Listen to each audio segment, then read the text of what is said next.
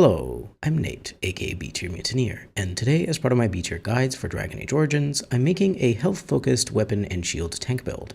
I'm making this build after my health versus defense experiment, in which I figured out that high health and armor feels far more comfortable to play for me than high defense. I figured that other players might have the same experience, so I might as well share the build I came up with in case you're interested in giving it a try.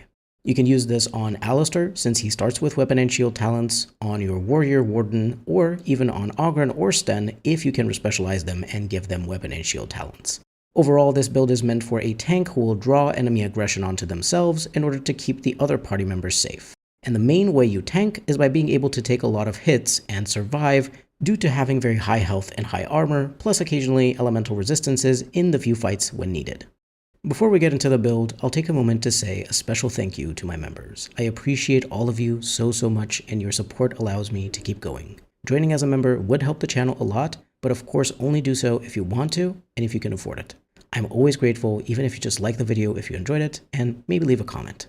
Back to the guide. I want to mention a few mods I highly recommend for gameplay fixes and quality of life. Dane's Fixes resolves a ton of bugs related to combat, abilities, and items, and it also has bonus tweaks that you may like to use. And it's completely modular, so you can only use the fixes you want and delete the rest. If you're using it, then I also recommend more detailed tooltips because it will show you a lot of details for ability descriptions and item properties.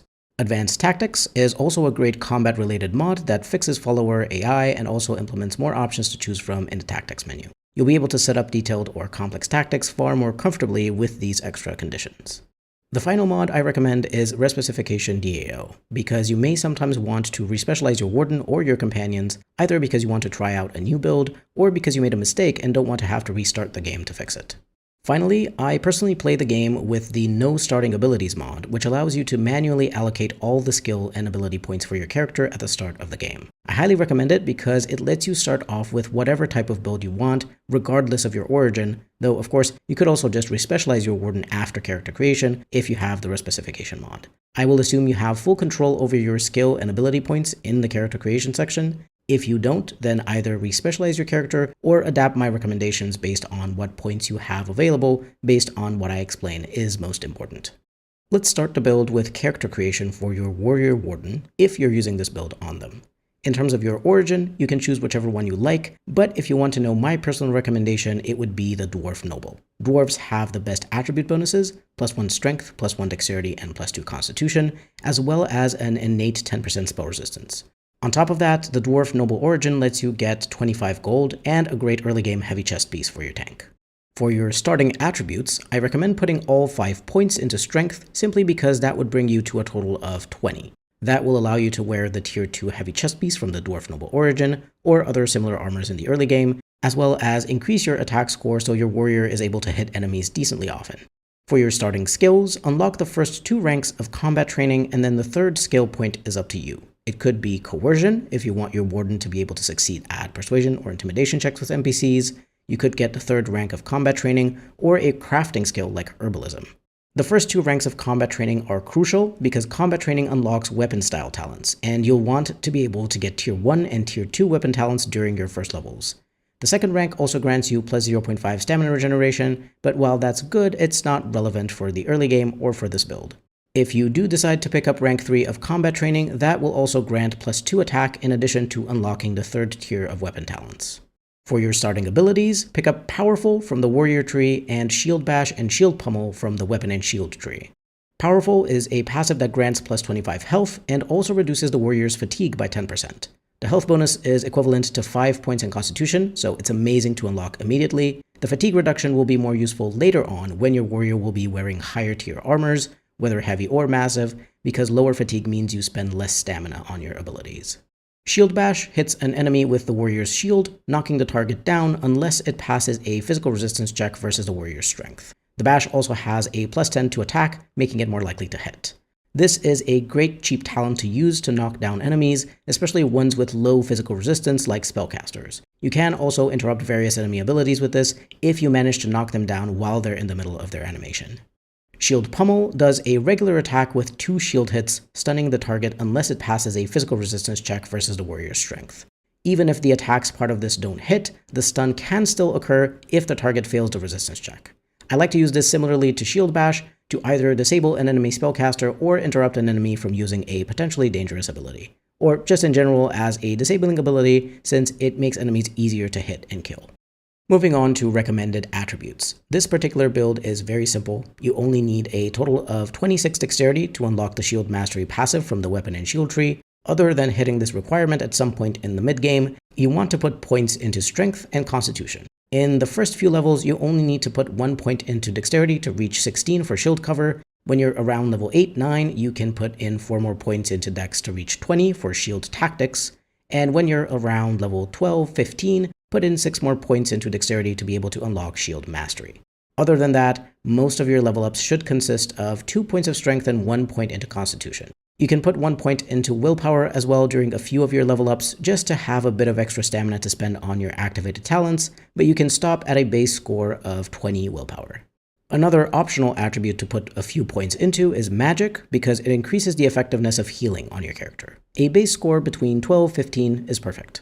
Once you reach 30 to 35 constitution, you can stop putting points into it since your warriors should have fairly high health, especially if you give them gear with bonuses to health and or constitution. You can keep up the 2 strength, 1 constitution split even after, though, if you'd like, but I'd recommend pure strength level ups after that point so that your tank deals extra damage and has a better attack score. For recommended skills, the only one that's actually necessary is maxing out combat training. This is because it will give you access to the weapon style talents of all tiers. The final rank of combat training also grants a passive bonus of +1 armor and +4 attack, which is very nice for a melee character. Survival is a decent skill to invest into after you're done unlocking the other skills you want. It grants nature resistance with each rank, plus a tiny bit of physical resistance from its 4th rank. This isn't anything super meaningful. In total, you get plus 25% nature resistance, and nature res isn't the most important elemental resistance out there. Still, it's a free defensive stat, so if you don't have anything else you want, you might as well pick this up. The crafting skills, herbalism, and poison making can also be very useful if you need someone in the party to craft potions, poisons, and grenades. But you only need 1 party member to be the craftsperson, so just get these skills ideally on someone who already has some starting points into them. If you'll want to use poisons or grenades on your tank, then be sure to pick up the 1st rank of poison making for them, because that will allow them to use these items.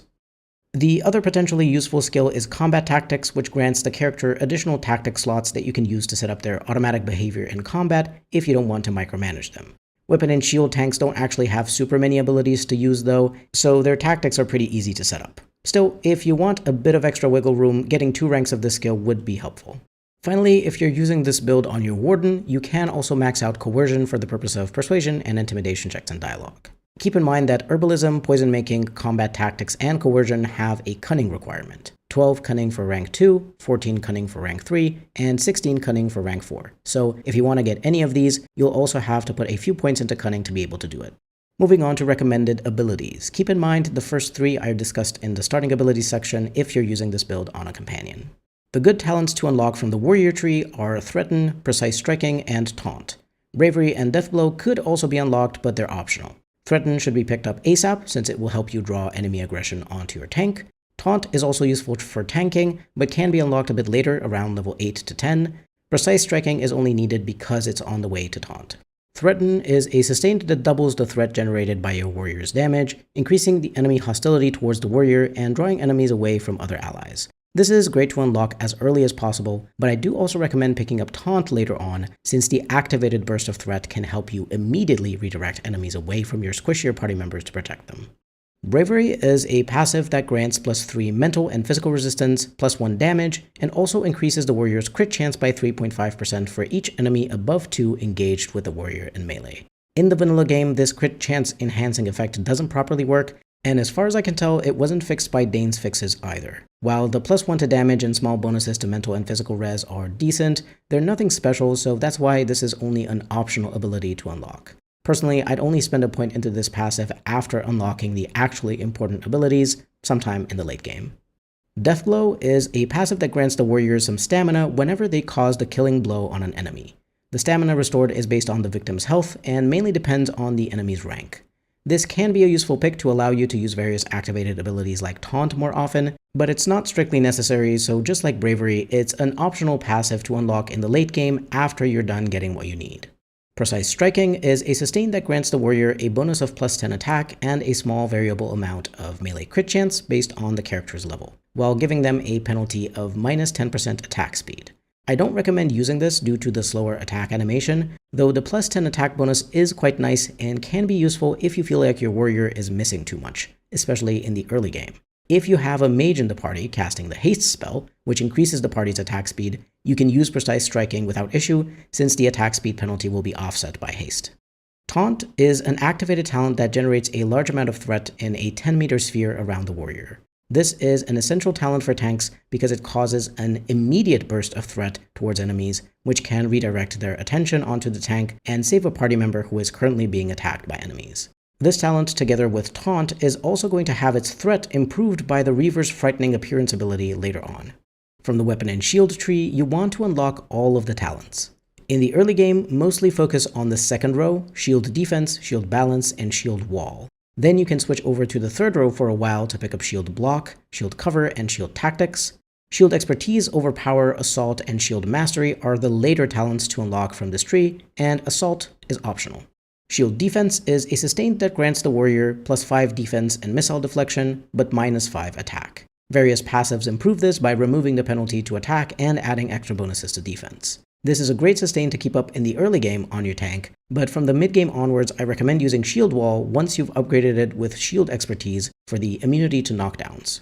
Shield Balance is a passive that improves shield defense, removing the -5 attack penalty from it. Shield Wall is a sustained talent that grants +5 armor and +10 missile deflection, at the cost of reducing the warrior's damage by 20%. In the base game, the damage isn't actually reduced, but with Dane's fixes the effect is properly implemented. When upgraded with Shield Expertise, Shield Wall also makes the warrior immune to knockdowns, which is why I recommend using it on your tank once it has this effect. Disabling effects like stuns and knockdowns are very annoying to deal with, and you'd rather have your warrior upright and active as much as possible. This can also be upgraded to grant a defense bonus with Shield Mastery. Shield Block is a passive that protects your warrior from flanking attacks, making enemies unable to receive a flanking bonus when attacking you on the shield carrying side. There's a bug that causes the flanking protection to be applied to the weapon carrying side, but in all honesty, it's fine either way, at least it prevents backstabs on one side. Shield Cover is a sustained talent that grants +10 missile deflection to the warrior. The Shield Mastery passive further upgrades this mode by giving it an additional +10 missile deflection. In most fights, I recommend using Shield Defense and Shield Wall because Shield Cover is strictly useful against ranged attacks. However, if you find yourself in a combat encounter that has a lot of enemy archers and would like to increase the chance for your tank to avoid their arrows, then you could use the sustained in those specific fights. For example, one such fight would be the one against Sir Cothrian during the Landsmeet-related quest, Rescue the Queen. Shield Tactics is a passive that provides the warrior immunity from backstabs and makes attackers no longer receive any flanking bonuses to attack. However, it doesn't protect against the rogue coup de grace ability when the warrior is paralyzed or stunned, meaning that in that specific situation they will still be backstabbed. This is a great defensive bonus for your tank, since it will make them take less damage from enemy rogues and thus survive for longer in combat before they require healing. Shield Expertise is a passive that grants an additional +5 defense to the shield defense mode, and more importantly, makes the warrior immune to knockdown effects while using Shield Wall. This is a must to unlock for your tanks as soon as it becomes available at level 12.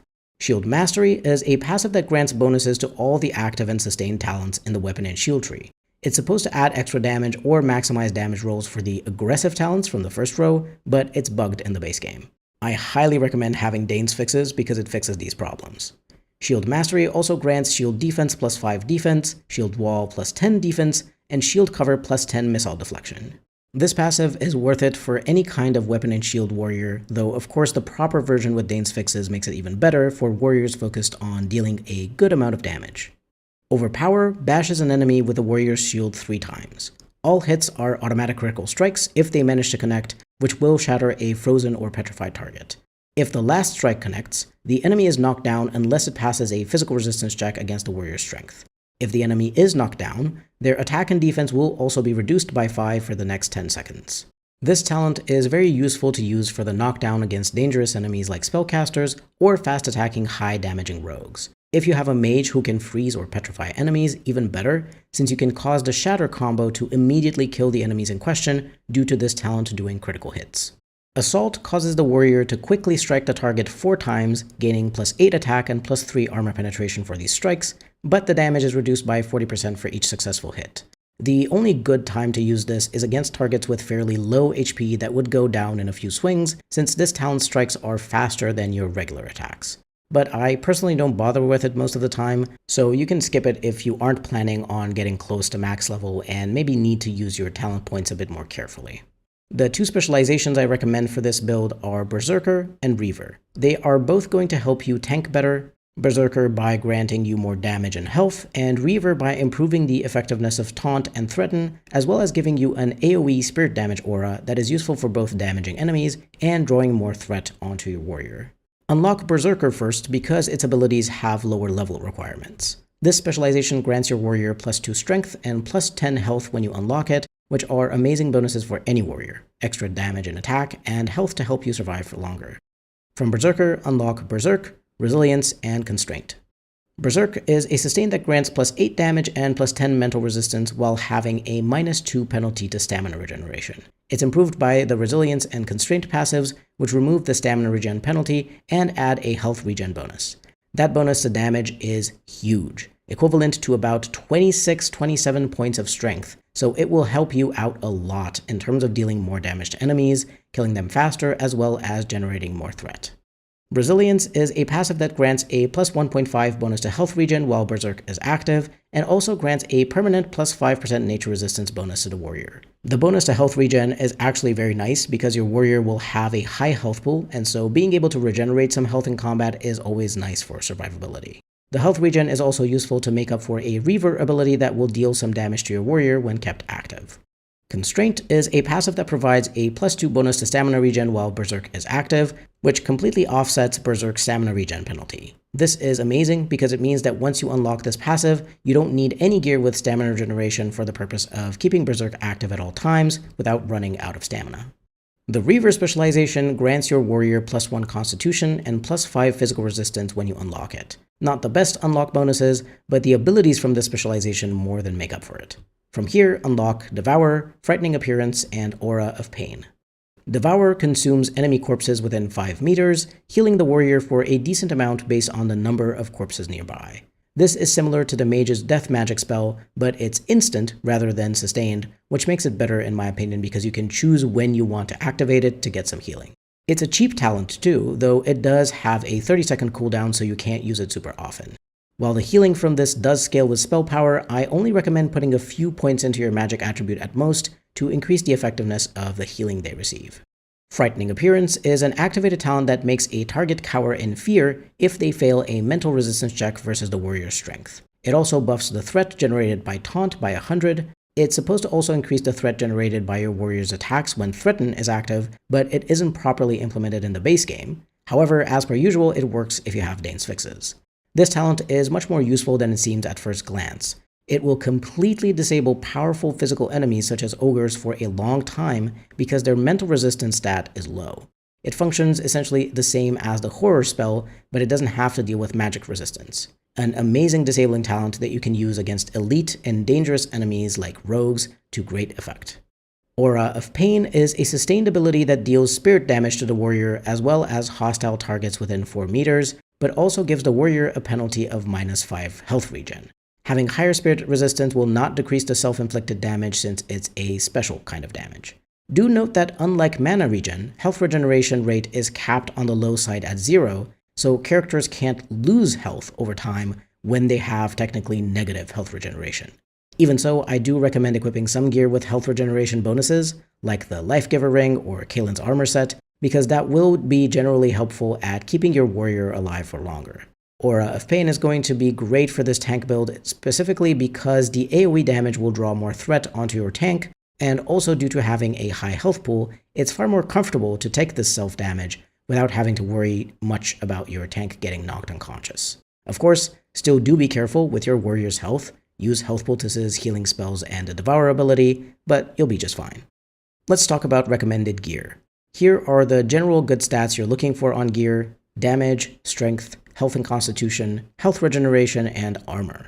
For weapons, you're interested in high-tier one-handed weapons that deal high damage and have bonuses to damage, strength, health regeneration, and damage versus Darkspawn for when you're fighting Darkspawn. Armor penetration is nice to have, but not essential. For armor, you want to equip high-tier heavy or massive pieces that have a very high armor score to reduce the physical damage you take. Additionally, you can also wear armor with elemental resistances in specific fights where that's a priority, like against the High Dragon on the mountaintop, Flemeth, various demons and spellcasters, and the Archdemon. Any bonuses to health or constitution are welcome. For accessories, you mainly want defensive and utility stats, since that's the main thing most accessories are focused on. Health and constitution, health regeneration, elemental resistances, and bonuses to attributes. Strength, constitution, willpower, or all attributes. Now that you know what stats you generally want to see on items, here are my specific gear recommendations. Asturian's Might is tier 3 or 6 depending on your level and grants +2 damage, +1 armor penetration, weakens nearby darkspawn, and has 1 to 2 rune slots. It's obtained as part of the Warden's Keep DLC if you finish the Ancient History side quest. The Weakens Darkspawn property isn't implemented in the base game, but if you have Dane's Fixes, it implements a penalty to attack and defense to all nearby darkspawn, which is very useful.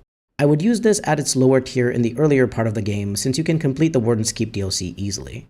Merrick's Blade is tier 5 to 7 depending on your level, but doesn't have any strength requirements. It grants +0.75 combat health and stamina regen, +6 damage versus darkspawn, weakens nearby darkspawn, and has 2 to 3 rune slots. Is looted from Kaelin's chest in the Return to Ostagar DLC. This is, in my opinion, the best longsword you can use on your tank, especially if you combine it with Kaelin's shield for the Kaelin's arms set. Starfang is tier 8 and grants +3 dexterity, +3 damage, +2.5 armor penetration with 3 rune slots. You can obtain this in the Warden's Keep DLC by bringing a meteor metal ore from a random encounter to the blacksmith Mikael Dryden and asking him to craft you a longsword. Keep in mind you can only get one version of Starfang, a longsword or a greatsword, so you'll have to choose which one you prefer. If you want to use Merrick's Blade on an arcane warrior or a different warrior in your party, then Starfang is also a great option due to its high base damage, plus bonuses to damage and AP. The Reaper's Cudgel is a tier 7 mace that grants +4 strength, +1 armor, +4 damage, +10% chance to knock back target, and has 3 rune slots. It's a DLC-related item that you can have in your inventory from the start of the game if you manage to defeat the Harvester on Hard or Nightmare difficulty in the Golems of Amgarak DLC. The best aspect of this weapon is the high damage from both the +4 damage and +4 strength. The knockback chance could do more harm than good, since as a melee damager, you want enemies to be in your face so you can keep hitting them, but this is a top-tier weapon and definitely great for this more damage-focused tank. Vanguard is a tier 6 mace which grants +3 strength, +3 constitution, and +1 combat stamina regen and has 2 rune slots. You can obtain it by siding with Caridin and killing Branka during the Dwarven main quest. This is a solid option for a tanky character, however it doesn't have as high damage as some of the other options and also has 1 less rune slot than tier 7 or 8 weapons. It's just here as an option, especially if you decide to complete a Paragon of her kind earlier, but it's not the best option. For your shield, there's Kaelin's shield if you're using Merrick's Blade for the set bonus, and then a few more good options if you aren't. Kaelin's shield is a tier 5 to 7 kite shield which grants +1 armor and +20 missile deflection. It's a DLC item that you can obtain in the Return to Ostagar DLC. Its regular bonuses aren't all that amazing, but it's part of the Kaelin's arms set when paired with Merrick's Blade. The set bonus grants +5 damage and +5 combat stamina regeneration. While this tank build doesn't care about the stamina regen necessarily, that damage bonus is huge and very welcome. You may want to use this set on an arcane warrior to allow them to offset the mana regen penalty of Shimmering Shield or other spells though, so in that case, you will want another shield for your tank. Bulwark of the True King is a tier 5 kite shield that grants +3 willpower, +2 constitution, +3 defense, and +1 armor. It's a DLC item you should have in your inventory from the beginning of the game.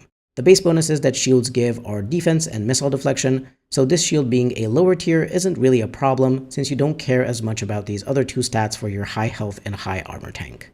The bonuses to constitution and armor on this are pretty nice, and it's just great because it's free. Earthheart's Portable Bulwark is a tier 5 heavy shield that grants +1 strength, +1 dexterity, and +1 constitution. You can buy it from Bodan in the party camp. While for other more classic builds focused on defense, I'd consider this shield underpowered, for this build specifically, it's pretty nice. However, Bulwark of the True King is still better due to having more bonuses. Moving on to armor. For this build, I'm going to recommend armor a bit differently than usual. I'll just recommend a few armor sets that are amazing, and then add a few options for helmets at the end if you end up using an armor set that doesn't have a helmet. This is because for the stats this build is interested in, these full sets are generally better than mixing and matching armor pieces from different sources. Of course, you can choose to do that if you want to, just try to look for the good defensive bonuses I mentioned earlier. The Blood Dragon armor set is a DLC massive armor at tier 6. There used to be an overpowered version of it in early patches, but it got nerfed. The bonuses from its pieces are plus 6 defense, plus 40 health, and the set bonuses are plus 3 armor and plus 1 defense. The main reasons I recommend this armor are the huge plus 40 health, equivalent to 8 points of constitution, the high base armor, and the armor bonus. You should have the chest piece in your inventory from the beginning of the game, and the other pieces can be bought from Warden in the party camp. The gloves and boots don't have any bonuses though, so if you don't care that much about the set bonus and think you can get more and better bonuses by mixing and matching, then by all means feel free to do so. I still think the chest piece is amazing due to granting plus 30 health, so it's worth using on its own. And this armor set also looks very cool, which is always a plus. Kaylin's armor set is a DLC massive armor at tier 5 to 7, depending on your character level. The bonuses from its pieces are plus 4 armor, plus 10 mental resistance, plus 15 physical resistance, plus 15% crit or backstab damage, plus 20% dodge chance, and the set bonuses are minus 25% fatigue and plus 5 combat health regen. This set is frankly overpowered, and most warriors and arcane warriors love to use it. Generally, I recommend using the full set because the set bonus is very good, but if you want to mix and match, then the boots are by far the best due to the huge plus 20% dodge chance, while the other pieces aren't as amazing on their own. The Juggernaut armor set is a tier 6 massive armor. The bonuses from its pieces are plus 20% to all elemental resistances, plus 1 armor, plus 10 mental resistance, and the set bonuses are plus 3 strength and plus 3 constitution. You can acquire this in the Brazilian Forest as part of the side quest, The Mage's Treasure. I recommend using this armor set when you're fighting enemies that have high damage elemental abilities, like the High Dragon, Flemeth, the Archdemon, as well as boss rank mages and demons. Against other enemies, the elemental resistances won't do anything for you, so it's far better to use something that has more armor and health bonuses. If you're going to use this, use the full set, no reason at all to mix and match pieces of it with something else. Finally, the Diligence armor set is a tier 6 heavy armor. The bonuses from its pieces are plus 8 armor, plus 6 defense, plus 0.5 combat health regen, and the set bonus is plus 5 willpower. The huge bonus to armor makes this set on par with massive armor. The health regen isn't very relevant unless you also have other sources to it from the rest of your gear. The downside of this armor set is that you have to hunt down its pieces all across Warden. The chest piece is found in the Ruined Temple as part of the Urn of Sacred Ashes quest, the gloves are in a locked chest in the Orzammar Shaperate, and the boots can be purchased from Owen in Redcliffe if you save his daughter Velena from the castle. This is my favorite armor set because it looks very cool, but also because it has such a large armor bonus that it's just as good as massive armor. If you want to mix and match armor pieces from the other sets, then the gloves and boots from the Diligence set are amazing to swap in. The gloves grant plus 4 armor, and the boots grant plus 6 defense and plus 2 armor. These were the armor sets I recommend for the build. Now here are the good helmets in case you're using the Diligence set which doesn't have a helmet or have decided to mix and match. Helm of Honleith is a tier 2 heavy helmet that grants plus 2 to all attributes and plus 3 armor. It's a DLC item you can get as part of the Stone Prisoner DLC in Honleith. It's amazing for most builds due to its great bonuses and low attribute requirements. Helm of the Deep is a tier 3 heavy helmet that grants plus 2 constitution and plus 10 mental and physical resistance. It's a DLC item you should have in your inventory from the beginning of the game, and it's great to use in the early game before you can obtain one of the better helmets. Duty is a tier 6 massive helmet that grants plus 2 constitution. You can obtain it by asking the dog to look for something interesting while you're in the deep roads. It's part of the Effort armor set, but that set sucks, so you'd only want to use the helmet due to the high base armor and the bonus to constitution. Finally, Bergen's Honor is a tier 7 massive helmet that grants plus 2 armor, plus 6 attack, and plus 25 physical resistance. This is an item I usually don't mention because it requires having the Collector's Edition or Digital Deluxe Edition of DAO. I personally have this edition, but if you don't, there are also mods that can add the Collector's Edition's items to your game. You can buy this from Warden in the party camp, and other than the bonuses to all attributes you can get from Helm of Honleith, this is best for the high bonus to armor and physical resistance. Moving on to accessories, there's only 2 belts worth talking about. There's a few others that are decent for the early game or to use if you can't use these 2, but they kind of suck. Andrew's Blessing grants +2 to all attributes, +20% nature resistance, +2 combat mana or stamina regen, and +10 physical resistance. You can buy this from the Circle Tower Quartermaster for 106 gold and 2 silver. It's very expensive, but it's absolutely worth it. Cinch of Skillful Maneuvering grants +1 to all attributes, +10% spell resistance, and +10% dodge chance. It's a DLC-related item you can have in your inventory from the beginning of the game if you unlock an achievement in the Witch Hunt DLC. This is my personal favorite belt to use on tanks due to the spell res and dodge chance increasing their survivability. For amulets, similarly, there are 2 great options. However, there are many more decent amulets as well, even if I'm only recommending these 2. Blood Gorged Amulet grants +12 Constitution, but also has penalties of -3 Strength and Willpower. You can obtain it as part of Shale's personal quest in Kadash Taig in the Deep Roads. The huge bonus to Constitution means +60 extra health, which is absolutely crazy for this build, so this is my top pick for an amulet. The Spell Word grants +5 Willpower, +8 Exploration Health Regen, +30% Spell Resistance, +10% Dodge Chance, and +6 Missile Deflection. You can buy it from Bodan in the party camp for almost 88 gold. This is a very nice amulet, especially for the spell resistance and dodge chance, so if you feel like your tank has enough health from other sources, this is a great option. For rings, there's one super amazing option and then a bunch of very good ones. Life Giver is the best, granting +10 Constitution, +3 Combat Health Regen, +10 Exploration Health Regen, +3 Armor, and +20% to healing effects received. You can buy it from Garen in the Orzammar Commons for almost 88 gold. The healing effects bonus is bugged in the base game, but it is properly implemented by Dane's fixes. This is crazy good for a high health and high armor tank build, but you may also want to use it on a blood mage to have more health to cast spells with. Since your warrior has other potential sources of extra health from gear, don't feel like you need to use this. You can just use one of the other good rings instead. Key to the City grants +2 to all attributes, +4% spell resistance, and +10% to healing effects received. You can obtain it as part of the secret side quest, The Key to the City, by finding various codex entries in Orzammar. As with Life Giver, the healing effects bonus is bugged in the base game, but works if you have Dane's fixes. This is another ring that you might want to use on other characters, since they might care about the bonus to all attributes more than your tank. But it is of course a great ring, so I'm highlighting it as an option. Band of Fire grants +3 Constitution, +25% fire resistance, and +10% spirit resistance. This is a promo DLC item you should have in your inventory from the beginning of the game, and it's a great free ring that gives you some extra health as well as useful elemental resistances. You could at the very least use this in fights against dragons and other enemies with fire damage abilities for that 25% fire res bonus. Harvest Festival Ring grants +2 Strength, +2 Dexterity, and +4 Attack. It's a DLC ring you can obtain in Honleith as part of the Stone Prisoner DLC. It's a great ring for melee characters, so you may not necessarily want to use this on your tank if a damager has more use for it. The same thing goes for Ring of the Warrior, which grants +2 Strength and +2 Dexterity, and can be obtained in the Deep Roads through the Drifter's Cache side quest. Decent stats for melee characters, but nothing too amazing for this tank build specifically. Finally, Ring of Ages grants +20% to all elemental resistances. You can buy it from the Wonders of Thedas shop in Denerim for 78 gold and 30 silver. Normally, I wouldn't recommend buying this because you only need elemental resistances in a few combat encounters, and you can also get some resistances through salves or bombs. However, if you'd like to have an item in your inventory to help you with these specific fights, it's a pretty decent ring to have on hand for your tank. Moving on to runes and consumables, you want things that will help your warrior deal more damage as well as protect themselves from damage. For weapon runes, I mainly recommend elemental damage ones. Flame or lightning are the best ones, fire damage is great against undead and darkspawn, and lightning damage is good against everyone.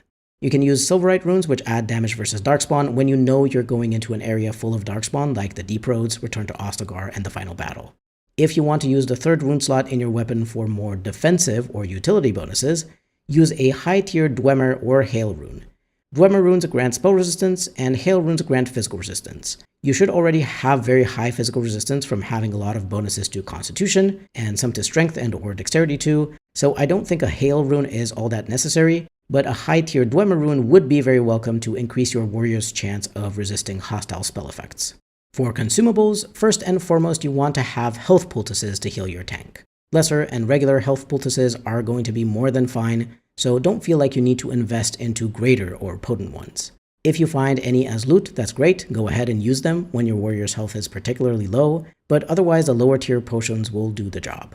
In specific combat encounters against enemies dealing high amounts of elemental damage with their abilities, you can use salves or bombs, which grant a plus 30 or plus 60% bonus to a specific elemental resistance for 3 minutes. The lesser ones grant 30% and the greater ones grant 60%. The only such consumables I find useful are the Warmth Balm, useful against dragons and rage demons, the Spirit Balm, useful against the Archdemon, and potentially also spellcaster enemies like Arcane Horrors or Shrieks, who also deal some spirit damage.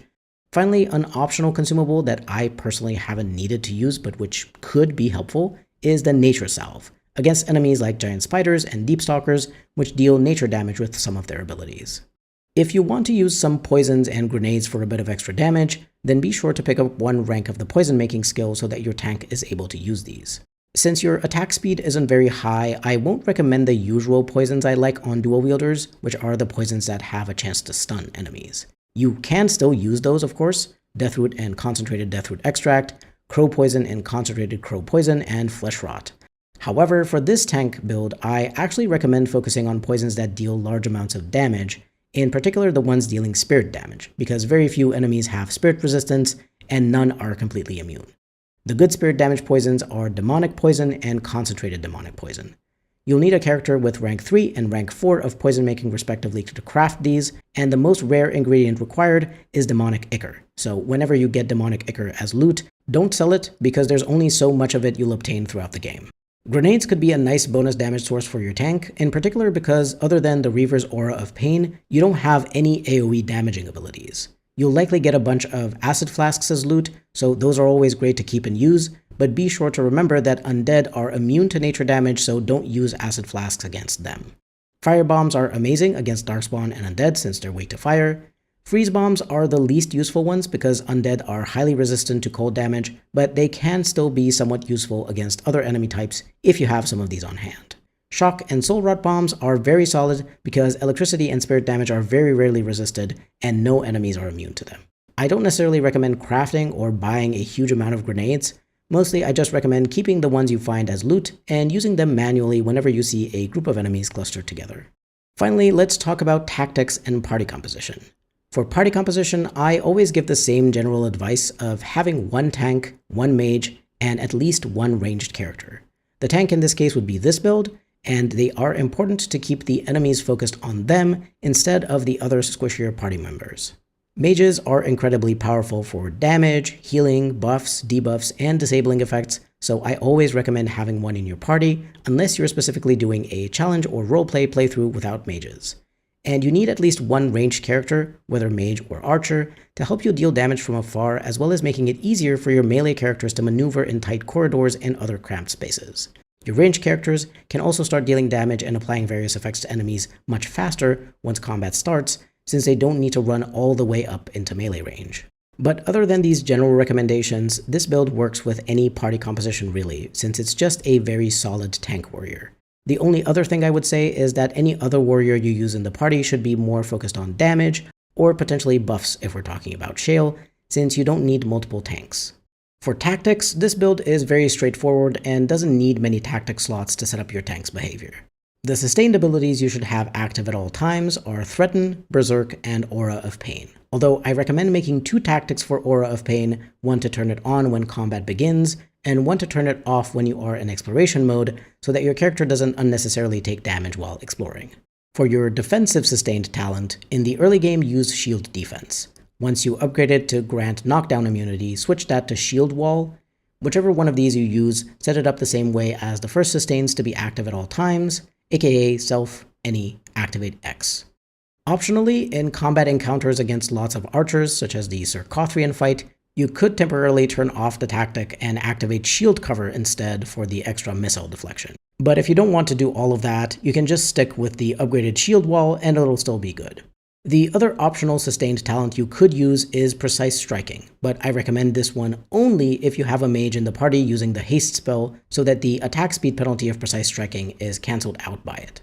I don't really think you need the bonus to attack and melee crit chance from it, but if you want it, it's decent when paired up with haste, and could be active at all times as long as you have haste active all the time too. For your activated abilities, there's not that many to talk about since this tank mostly makes use of basic attacks for damage and a bunch of sustained abilities. The most important activated ability is Taunt, and in general, I recommend setting it up to be used when your squishiest and most important party member is being attacked in melee by an enemy. Like, let's say you have a powerful mage in your party like Morrigan, who has fairly low HP but deals a ton of damage due to very high spell power. You can set the tactic for your tank to use Taunt whenever Morrigan specifically is attacked by a melee type of attack, and ideally your tank will be within 10 meters of the offending enemies to draw their attention away from Morrigan. You could of course set up a second tactic for another party member if you have another powerful damager you need to protect. Shield Bash and Shield Pummel are best used against enemies to try to interrupt them from completing the animations for a bunch of dangerous abilities, or to try to cause a disabling effect that interrupts them from an ongoing ability, such as Grab, Overwhelm, or a Sylvan's Roots.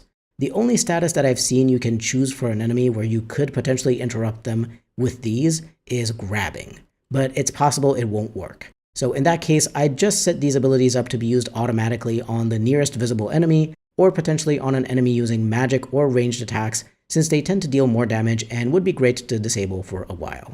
If you have a mage who uses spells that freeze or petrify enemies, then Overpower should be used against an enemy that is frozen or petrified, since it will shatter them if they can be shattered. Otherwise, you can set it up to just be used on the nearest visible enemy, or an enemy using magic or ranged attacks for the knockdown. Assault is an optional talent since it's not that great other than to help you kill a low health enemy a bit faster than with regular attacks. Set this up to be used on an enemy with 20% or less HP. Frightening Appearance is best used against an elite rank enemy, though it could also be used against archers if you find them a bit scary. So I would recommend setting up two tactics for it, one to use on elites, and one to use on enemies that are using ranged type attacks. Devour heals your warrior by consuming nearby corpses. Obviously, it would be best used manually in a situation where you can see your warrior is lower on health and has a decent amount of enemy bodies nearby to consume, but you can set this in tactics to be used when the warrior's health is below 60-70%, and it should work pretty well. For healing, I also recommend adding a tactic to use a healing poultice when below a certain HP threshold. If you're playing on easy or normal, then under 30% is fine. If you're playing on hard or nightmare, I'd bump it up to under 50, maybe 60%.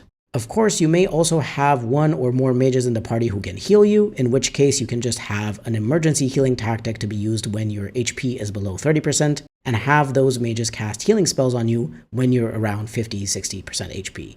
Generally, I like to set healing poultice tactics by choosing the option of the character using the lowest tier potion available instead of a specific one, since that ensures if one of the poultices isn't available, either on cooldown or you ran out, your character will still use a health poultice of another kind if they need it. That's it for tactics. It's really simple to play this tank build, no funky strategies required. In conclusion, this high health, high armor tank is a very beginner-friendly and comfortable build for a weapon and shield tank that is quite frankly my preferred way of building a tank in Dragon Age Origins. I was swayed by other people's opinions online for some years and tried to follow the high defense builds, only to find that they made the game harder for me. So I really wanted to make this guide for other players who may be in a similar boat and who aren't quite vibing with the meta or min-maxing approaches. I hope you find this build useful, and do let me know if you want me to create any other builds for Dragon Age Origins. It's my all-time favorite game, so I'm always willing to make more guides for it. If you enjoyed this, stick around for future guides and discussion videos I plan to make about Dragon Age and other games I care about. Feel free to leave a like, comment, subscribe, or maybe become a channel member. Everything helps. This has been B Tier Mutineer. Thank you very much for watching, and I'll see you next time.